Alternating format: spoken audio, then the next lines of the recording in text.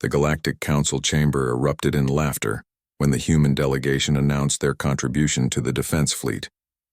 Ambassador Bella stood at the podium, her dark eyes unwavering as thousands of alien representatives from hundreds of worlds mocked her species.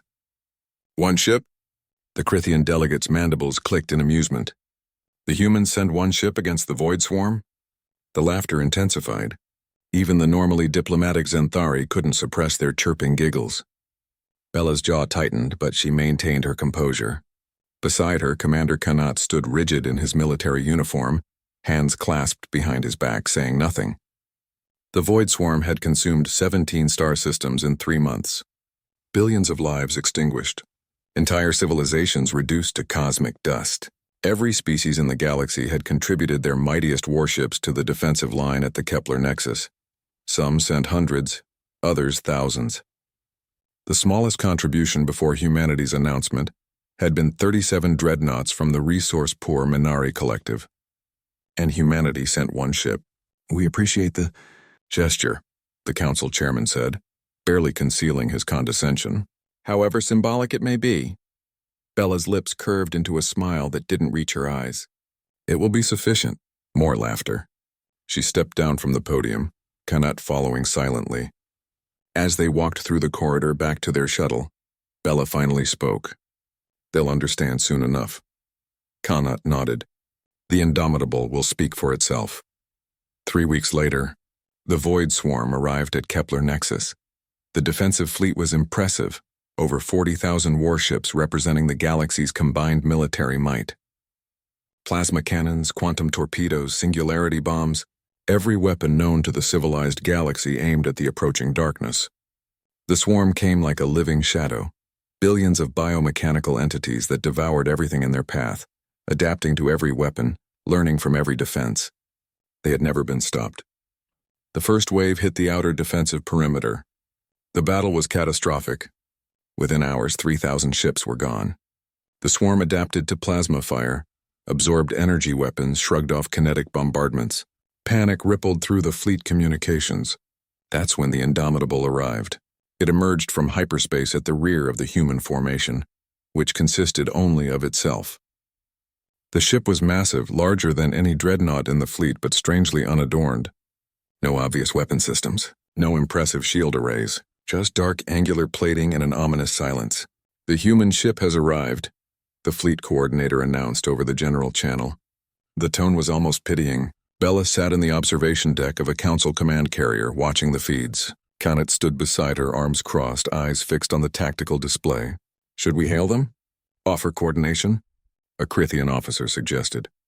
Before anyone could respond, the Indomitable moved. It didn't ease into formation or request targeting coordinates.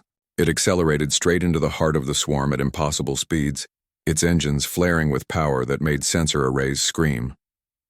The swarm entities swarmed toward it like a cloud of mechanical locusts. Then the ship opened fire. But they weren't conventional weapons. The Indomitable unleashed something the galaxy had never seen. Compressed nuclear plasma contained in gravitational bottles, railguns firing projectiles at relativistic speeds, chemical explosive kinetic kill vehicles that couldn't be adapted to because they were too simple, too primitive. The ship deployed swarms of its own. Millions of autonomous drones, each one carrying enough antimatter to level a city block. The galaxy's species had spent millennia refining elegant weapon systems, perfecting energy efficiency, creating sophisticated technology. Humanity had looked at the Void Swarm's ability to adapt and said, "Let's hit them with everything at once. Nothing too advanced to adapt to." The Indomitable tore through the swarm like a chainsaw through tissue paper. Nuclear fireballs bloomed in the void. Railgun slugs punched through thousands of entities per shot. The drones swarmed and detonated in cascading antimatter explosions that lit up the battlefield like a newborn star.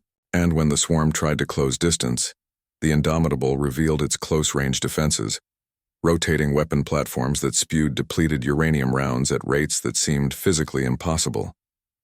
The command carrier's bridge fell silent. What are those weapons?" someone whispered. Bella smiled. "Primitive, inefficient, inelegant." She paused. "And impossible to adapt to when you're being hit by 50 different types simultaneously, each one operating on principles so simple they're almost stupid." The Indomitable dove deeper into the swarm. Its armor took hits, thousands of them, but the ship was designed for it. Layered reactive armor that exploded outward with each strike. Compartmentalized sections that could be sealed and sacrificed. Redundant systems upon redundant systems. The ship wasn't built to avoid damage. It was built to take it and keep fighting. Connet's voice was quiet, almost reverent. Humanity's first warship doctrine: the enemy cannot adapt if you don't give them time to think. For 6 hours, the Indomitable fought alone, while the rest of the fleet regrouped. It carved a hole through the swarm's center, its weapons never stopping, never pausing, never giving the enemy a moment to analyze and adapt. When its ammunition ran low on one weapon system, it switched to another. When its armor was breached, automated systems sealed the gaps and rerouted power. The swarm, for the first time in recorded history, began to retreat.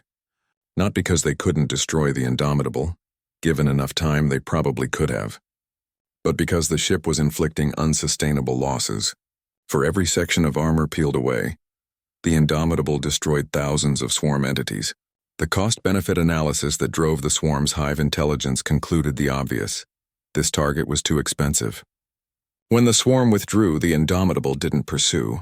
It simply held position, its hull scarred and burned, but its weapons still tracking targets, still ready. The Galactic Fleet Channel was silent for a full minute. Then the Crithian delegate's voice crackled over the comm. "Ambassador Bella, perhaps we were premature in our assessment." Bella stood, smoothing her uniform. "The Indomitable will remain on station.